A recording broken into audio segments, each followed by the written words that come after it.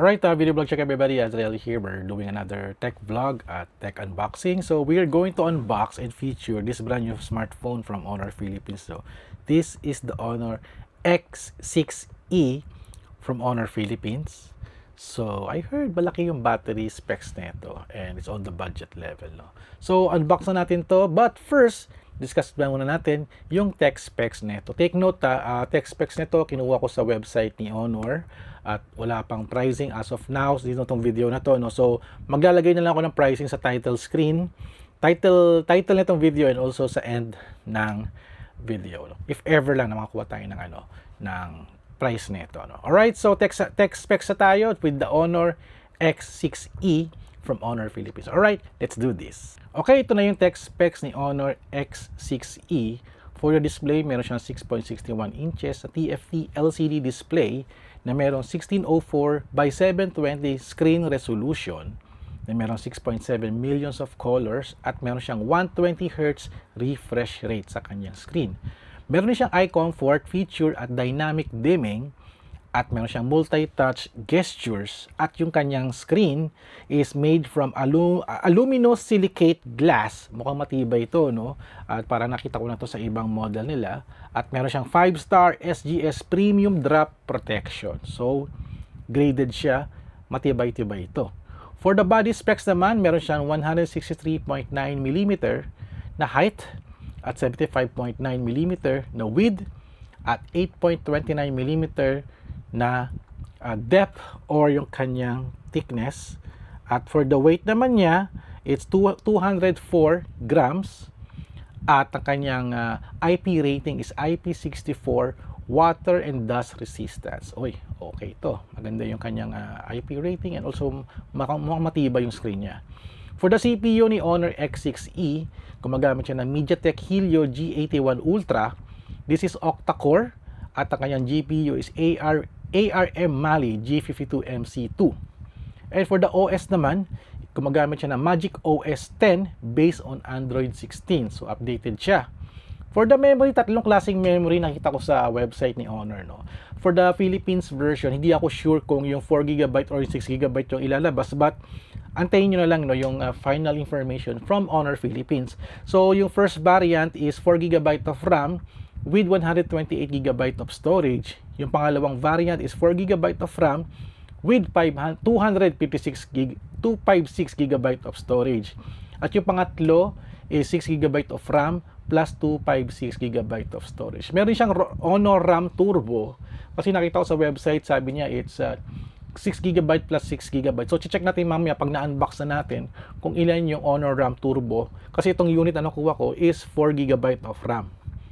For the camera specs naman ni Honor X6E, ang rear camera niya is one camera lang, 50 megapixel na main camera na may 1.8 aperture that can shoot 1080p video recording, at meron siyang 10x digital zoom. Meron siyang rear flash, at ang kanyang capture mode is portrait including beauty mode at saka bokeh, may video, high-res photo, and etc. So check natin mamaya yan, no, pag na-unbox na natin. For the front camera, it's also 5 megapixel. It's 5 megapixel na may 2.2 aperture, can shoot up to 1080p of video recording. Meron siyang 2D face recognition. Ang kanyang capture mode is may portrait including beauty and bokeh, may photo and video, and etc. Check din natin ito mamaya. For the battery specs naman, ito yung pinaka-selling point ni Honor X6E dahil meron siyang 7,500 mAh na battery. Napakalaki ng battery niya. So ito na yung trend ngayon, no? Palakihan ng battery na merong 45 watts Honor Supercharge feature. Pag gumamit kayo ng kanyang charger, you can get 45 watts of supercharge. At meron siyang feature na 1,000 plus charge cycles. So mahaba-haba ito ang kanyang durability ng battery, at meron siyang 6 years na lifespan. So mahaba-haba din. At for the battery specs na 7,500 o 7,500 mAh na battery can do a 29.6 hours of video play. So ganun kahaba ang kanyang battery life. For other specs naman ni Honor X6E, this is a 4G network phone, dual nano SIM, at sabi dito sa specs na nabasa ko, meron siyang micro SD card doon sa pangalawang SIM. So pwede mo kabitan to ng micro SD card.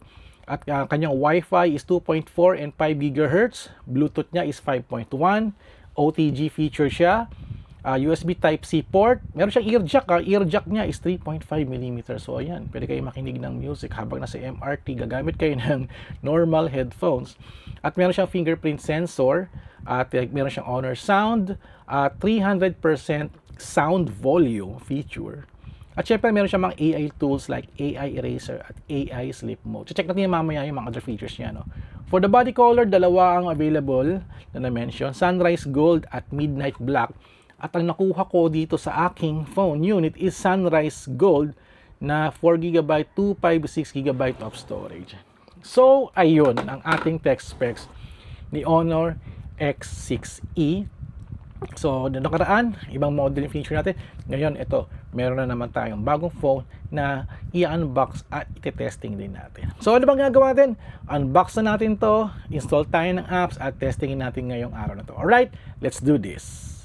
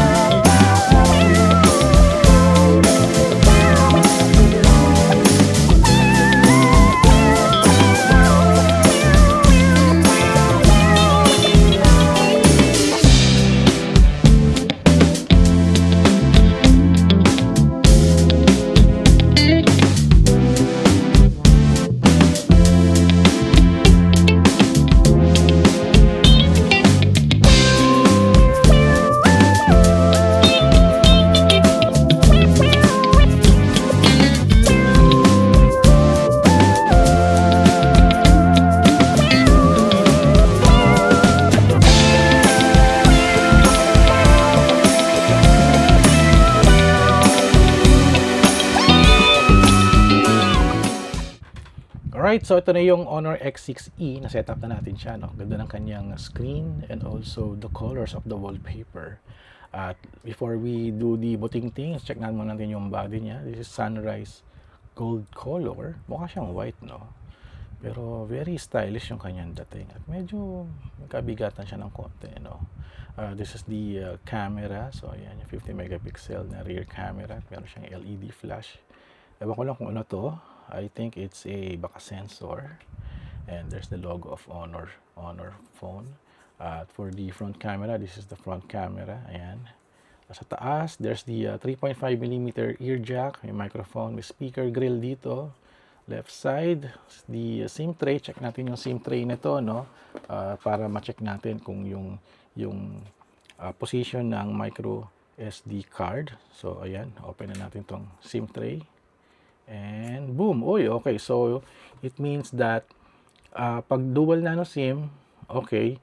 Pero pag gagamit ka ng micro SD card, sasacrifice mo yung SIM tray 2 for the micro SD. So, ayan. Balik na natin to. And sa ilalim, there's a microphone here. At meron siyang USB Type-C port.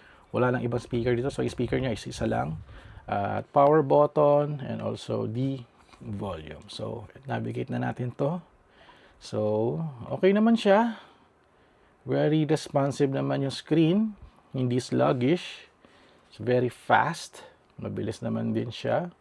For other menu, ito yung menu niya. Wi-Fi, Bluetooth, hotspot, screenshot, flashlight. Flashlight is okay.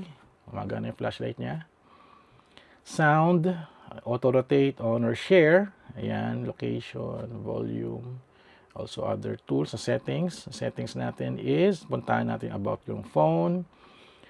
Meron siyang Honor RAM Turbo na plus 4 GB. Ayan. I guess pag naka 6 GB RAM ka, no, may additional siyang 6. So, nadodoble yung kanyang Honor RAM Turbo. So, is confirm tayo, 4 GB kasi yung RAM nito, meron siyang additional na 4 GB of RAM Turbo. So, total niya is magiging 8 na. So, other settings, meron siyang Gemini, Play Store, may Google to, calendar, etc. etc. May mga preloaded na apps na naka-install na, no? At for the camera, check natin yung camera. Agree naman tayo dito. While using the app. So, ayan. So, okay. Ito na yung camera niya. So, 1x lang. Wala siyang wide lens. 1x, 2x, up to 10x zoom for the rear camera. This is the portrait mode naman.